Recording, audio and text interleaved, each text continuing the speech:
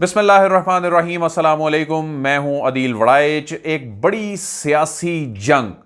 اعصاب کی جنگ، اس میں وزیر اعظم عمران خان کی پہلی بڑی جیت سامنے آئی ہے۔ پہلی بڑی جیت اس لیے کہہ رہا ہوں کہ گزشتہ چند مہینوں سے یہ لڑائی چل رہی تھی، بڑا سیاسی دنگل چل رہا تھا، یہ اعصاب کی جنگ تھی، اور اس میں آج جو ڈیولپمنٹ ہوئی ہے یہ ان کی جیت ہے۔ یہ لڑائی چل رہی تھی ویسے تو پی ایم ایل این اور حکومت کے درمیان تھی، لیکن اگر اس کو مزید اسپیسیفائی کیا جائے تو عمران خان اور شریف خاندان کے درمیان تھی۔ اور اس میں گزشتہ چند ہفتوں سے نیریٹو کیا چل رہا تھا؟ نیریٹو یہ چل رہا تھا، بلکہ گزشتہ چند مہینوں سے یہ خود پی ایم ایل این نے تسلیم کرنا شروع کر دیا تھا کہ نواز شریف تو اپنی مرضی سے باہر گئے ہیں۔ نواز شریف جس طرح سسٹم کی آنکھوں میں دھول جھونک کر گئے تھے، یا جس کانفیڈنس سے گئے تھے، جو ان کی تصویر جہاز میں بیٹھے ہوئے بنائی گئی تھی، ادھر سے یہ اندازہ ہو گیا تھا کہ جو میڈیکل رپورٹس اور یہ سارے جو معاملہ ہوا ہے اس میں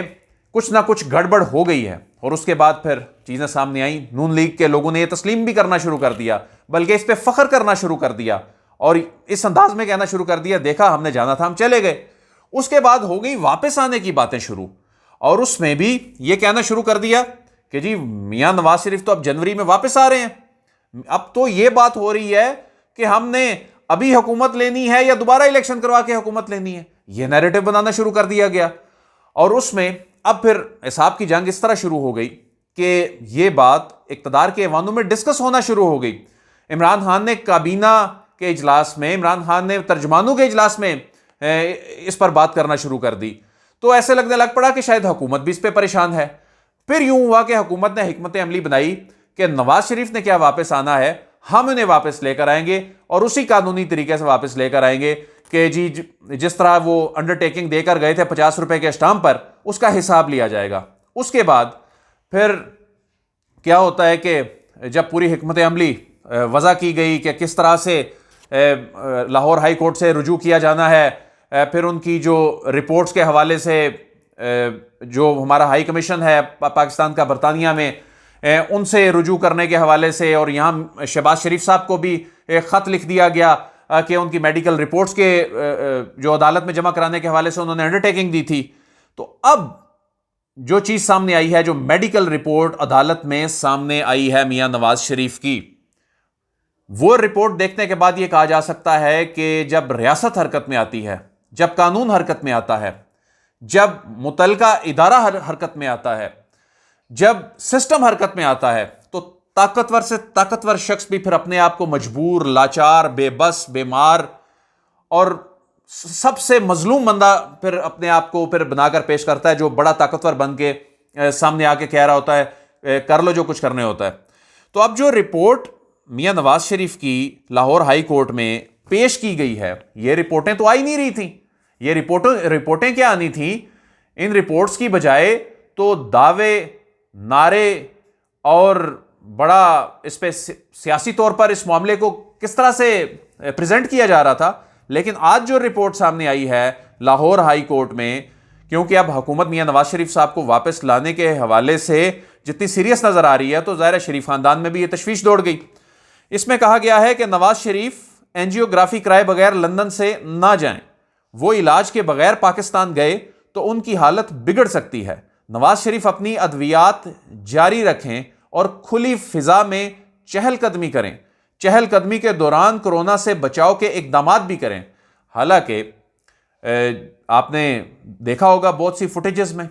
کہ میاں نواز شریف جب اپنے اپارٹمنٹ سے باہر آتے ہیں یا اپنے برطانیہ میں دفتر سے باہر آتے ہیں، تو ان کے ارد گرد لوگ موجود ہوتے ہیں، وہاں نہ تو کورونا ایس او پیز کو فالو کیا جا رہا ہوتا ہے، بلکہ وائلیشن کی جا رہی ہوتی ہے۔ لوگ ماسک کے بغیر کھڑے ہوتے ہیں، میاں نواز شریف ماسک کے بغیر کھڑے ہوتے ہیں۔ لیکن آج کورونا کو سب سے بڑا خطرہ جو ہے وہ بنا کے یہ پیش کیا جا رہا ہے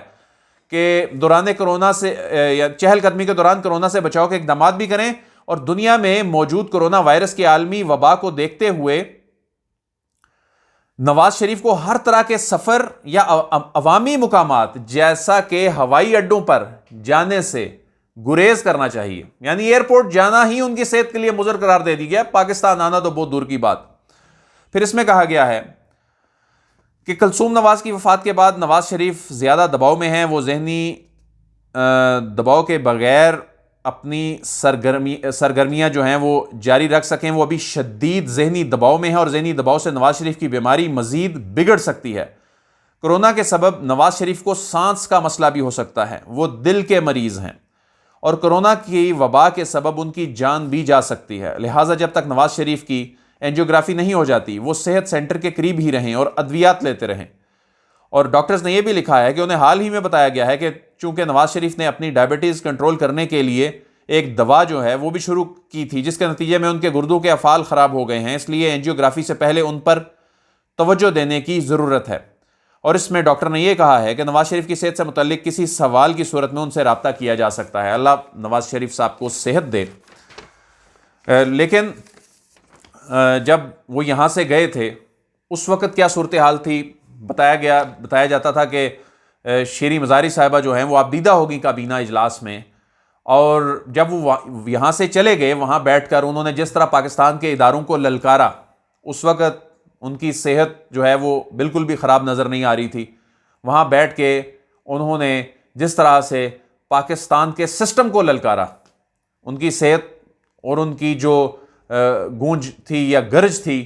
اس سے بالکل بھی ایسا نہیں لگ رہا تھا۔ خیر ان کی صحت اس وقت خراب ہے، لیکن اب چونکہ ان کے واپسی کے حوالے سے حکومت اقدامات کر رہی ہے، ہو سکتا ہے ان کی صحت خراب ہو، لیکن میں آپ کی توجہ دلانا چاہوں گا کہ آج سے 2-3 ہفتے پہلے بیانیہ کیا بنایا جا رہا تھا؟ وہ تجزیہ کار وہ عوام کو یقین دلا بیٹھے تھے کہ اب انقلاب آنے والا ہے، وہ انقلاب جنوری میں آ جانا ہے۔ جنوری تو چلا گیا، اب فروری آ گیا ہے، لیکن میاں نواز شریف صاحب نہیں آئے، ان کی رپورٹ آ گئی، اور رپورٹ یہ بتا رہی ہے کہ میاں نواز شریف صاحب کا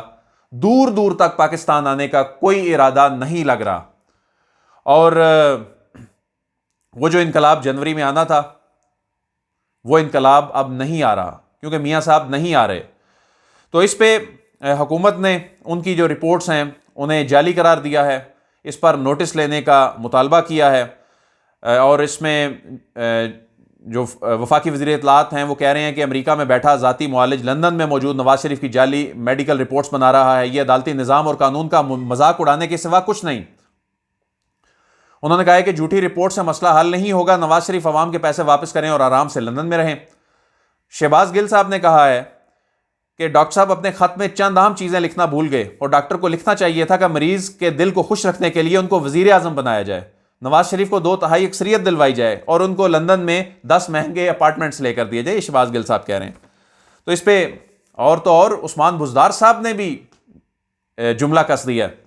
انہوں نے کہا ہے کہ آج جو ان کی رپورٹ جمع کرائی گئی ہے ان کے دل کے عارضے کے حوالے سے،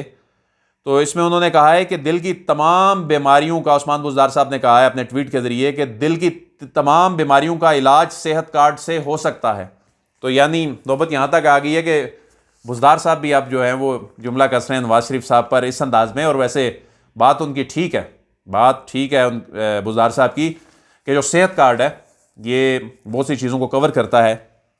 اور نواز شریف صاحب کے جانے کے بعد یہ بہرحال پاکستان تحریک انصاف کا کریڈٹ ضرور ہے کہ صحت کارڈ جیسی ایسی سہولت لے آئے ہیں کہ اس سے امیر ہو یا غریب تمام بڑے ہاسپٹل میں علاج وہ مفت کرا سکتے ہیں۔ تو بزدار صاحب نے بہرحال اپنا ٹویٹ میں میاں نواز شریف صاحب کو بتا دیا ہے، اور میاں نواز شریف صاحب جو ہیں وہ ایلیجبل بھی ہیں، جو چونکہ لاہور کے تمام شہری اس ایلیجبلٹی کرائٹیریا پر پورے اترتے ہیں، دیگر تمام شہری بھی جو دیگر پنجاب کے دیگر شہروں کے لوگ بھی اس پہ پورا اترتے ہیں جن کا مستقل پتہ یہاں پر ہے۔ تو اس حوالے سے آپ کو اپڈیٹ کرتے رہیں گے۔ عدیل وڑائچ کو اجازت دیجیے، آپ سے پھر ملاقات ہوگی۔ اللہ حافظ۔